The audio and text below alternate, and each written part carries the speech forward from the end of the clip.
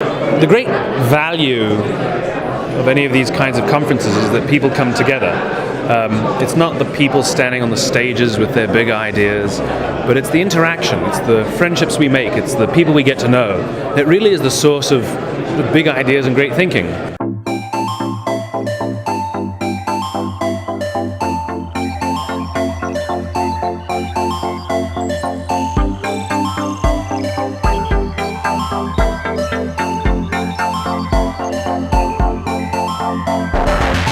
About that scary moment before you think, right, okay, I've got to be a leader now, I'm going to have to put myself out there.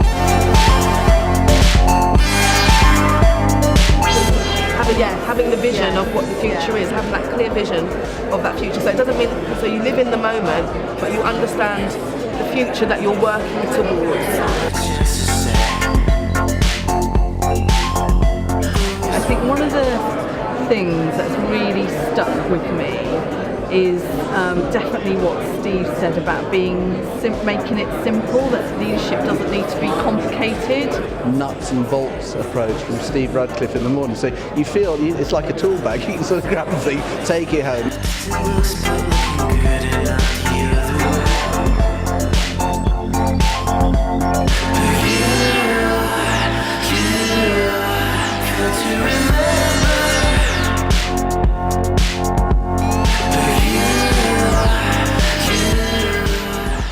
Well, first of all, I think there needs to be, even in a very senior leadership role, you're still going to be needing a good balance of management and leadership anyway. I think it depends on the type of project, it depends on the type of people you're working with and the culture you're working within. It's definitely easier to operate in operator mode and manager mode as opposed to leader mode. You know, you see that every day in every organisation I've been in. I've seen managers move to leadership and fail or fly because of their ability to access those two functions.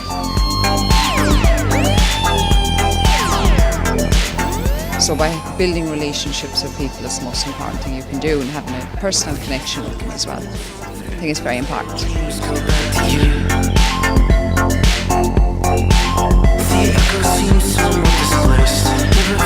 What impact you're having on other people. I know I learn a lot about how I'm affecting other people more. So we're talking about spirit, we're talking about emotional connection. It all starts to get filtered through an intellectual lens. So it's a problem, a challenge I've been kind of wrestling with in my organisation for a while.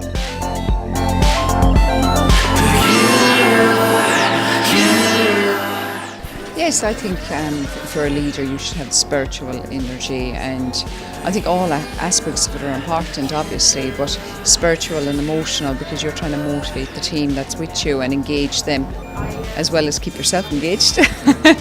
So yeah, I think those two are most important, but of course then the physical and the intellectual, because you need to motivate your people to actually do the work that they want to carry out, or the company wants to carry out as well. How do you bring in the human values out of you and connect with the whole organization? When talking about leadership and what should you do to become a better leader, it takes the focus from thinking only about the vision, and it takes on what's most important for you, what makes you tick and what makes you believe in what you want to do.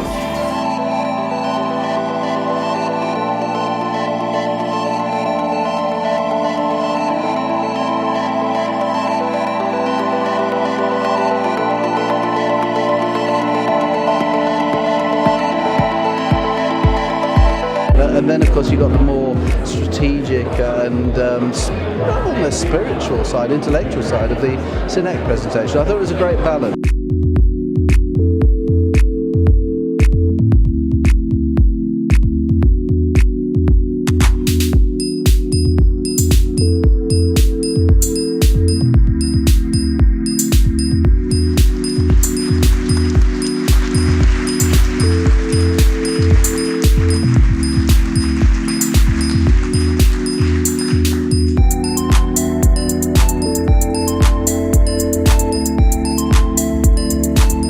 Leadership model, it's life.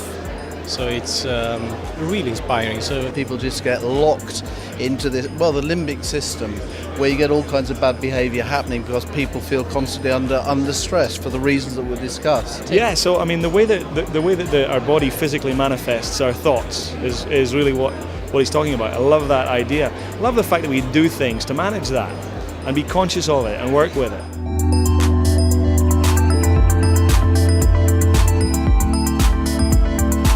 You can only control, in an organisation, you can only control the internal environment. So yeah, you've got the competition, you've got all the disruptive technology, you've got all these things, and you can't control those things, they're out of your control. What you can control is what's happening inside, and that's, I suppose, the same for us. We can control ourselves.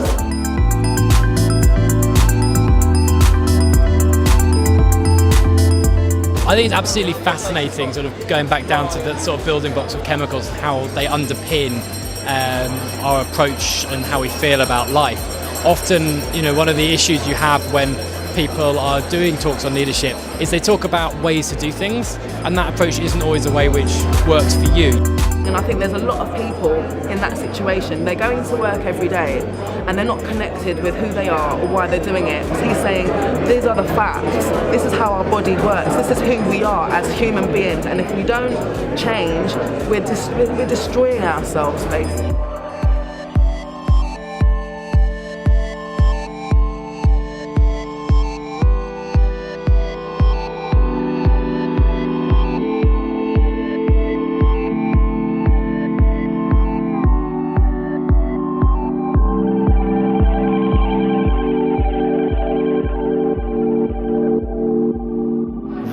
Delivering value, and about values.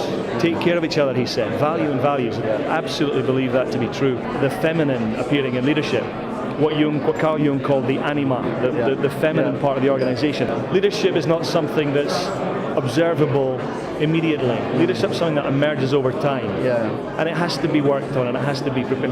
I often say that learning these things is a bit like bathing. You don't do it once and for all. You have to keep bathing, and it's the same thing, and we can incrementally transform the world.